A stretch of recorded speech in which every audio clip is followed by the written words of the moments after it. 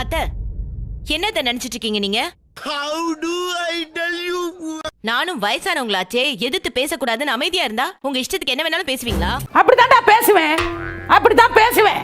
தமிழ்ச்செல்விக்கு இந்த வீட்ல இடம் இல்ல. இந்த குழந்தைக்கு இவனுக்கு என்ன சம்பந்தம் இருக்கு? அப்படி கேளு. தமிழ்ச்செல்விக்கும் நம்ம சேதுக்கும் இருந்த உறவை அத்து விட்டாச்சு. அதோட எல்லா கதையும் முடிஞ்சாச்சு. ஐயோ அப்படி சொல்லாத. அவ்வளவுதான். நீங்க தானே உடனே எல்லாத்தையும் தீர்த்து விடுன்னு சொன்னீங்க. அத வேற ஞாபகப்படுத்திட்டீங்க. நெஞ்சமெல்லாம் பொண்ணு அறக்கு தம்பி. நாங்களும் எல்லாத்தையுமே தீர்த்து விட்டுட்டோமே. அப்புறம் என்ன? நீ நினைக்கிற மாதிரிலாம் ஒண்ணும் இல்ல. இந்த குழந்தைய கொண்டு வந்து எங்க தலையில கட்ட பாக்குறீங்க? வாஸ்தவம் தாண்டி. நீ சொல்றதெல்லாம் வாஸ்தவம் தான்டா. ஆனா அதுக்கா தீர்த்து விட்டது எல்லாமே தமிழ்ச்செல்விக்கும் இவனுக்குமான கணக்கு தானே தவிர சோதிக்காதீங்க. தகப்பனுக்கும் புள்ளைக்குமான கணக்க எப்படி தீர்த்து விட முடியும்? ஏன்டா என்ன பார்த்து அந்த கேள்வி கேட்ட?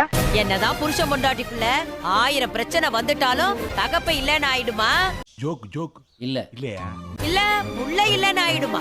தேவையில்லாத ஐடியாலாம் கொடுத்து நம்மள இறக்கி விட்டு வெடிக்க பார்க்கறானே. மறக்காம சர்ப்ரைஸ் பண்ணுங்க. Thank you.